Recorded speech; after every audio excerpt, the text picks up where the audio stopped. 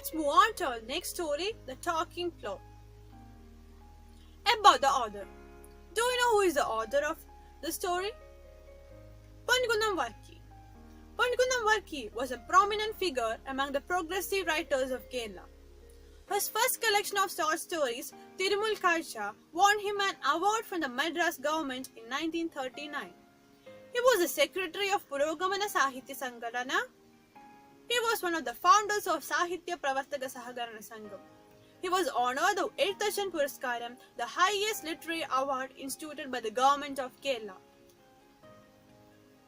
Let's talk about the story, The Talking Plow.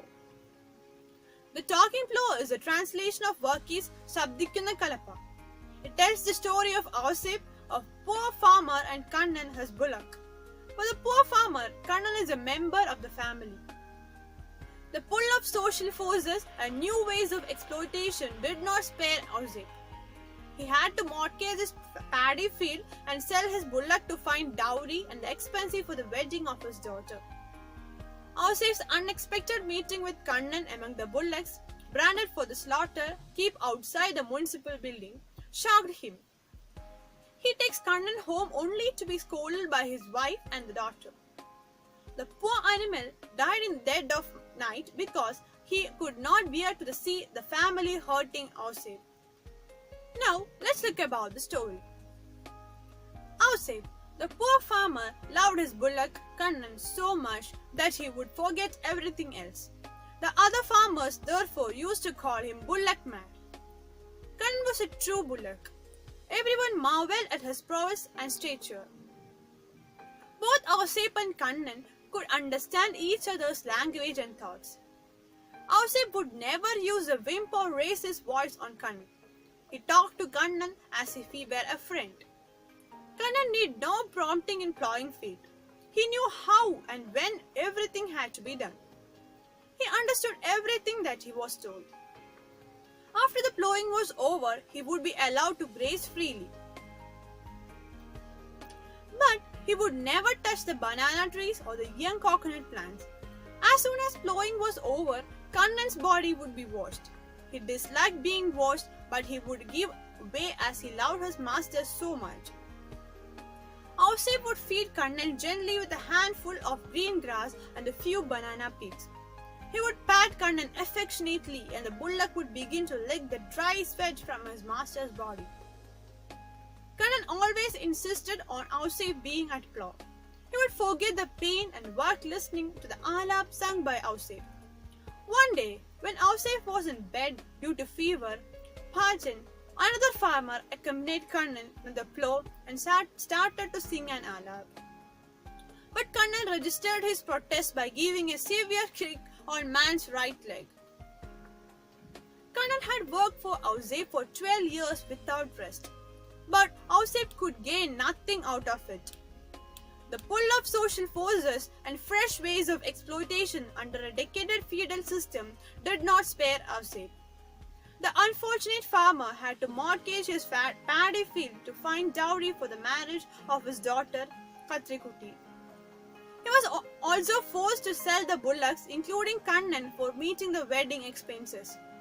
Ausip was not present at the time of Kannan's sale. He left the scene with tears. Kannan hated leaving the premises.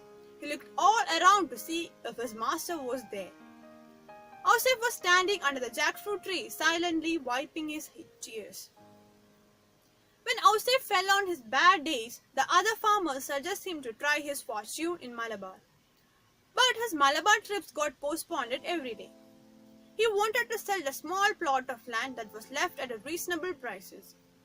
Besides, he would like to see the little face of the baby that would be born to his daughter shortly.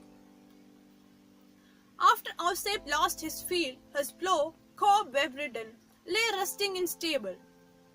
Looking at it, he wished he were again in the field at plow. He yearned for a pair of bullocks like Kannan and some acres of land. Ausip's wife Maria reproached him for not fulfilling the parental duty of sending their daughter to her husband's home with new clothes. Her mother-in-law and sister-in-law had begun to taunt her, but Ausip had no money. Luck came in the form of Chitti that his wife Maria had managed to come into. With the money Maria gave him, Ausep went to the town to buy his daughter some new clothes. The sight he saw outside the municipal building was a big shock to him. He met his Kannan with other bullocks that had been branded for slaughter. The poor beast told him of poverty of man's kindness to living things. He bought Kannan back with the money meant for buying new clothes for his daughter. He took Kannan home. Maria and Kachri, who were eagerly awaiting Ausep's return from market, was distressed to see him come back empty-handed, followed by Kannan. Kachri accused him of having cheated her. Ausep tried to console her and told her that for him, Kannan had been a member of his family, but all his excuses fell on deaf ears of the mother and the daughter. They began to taunt him.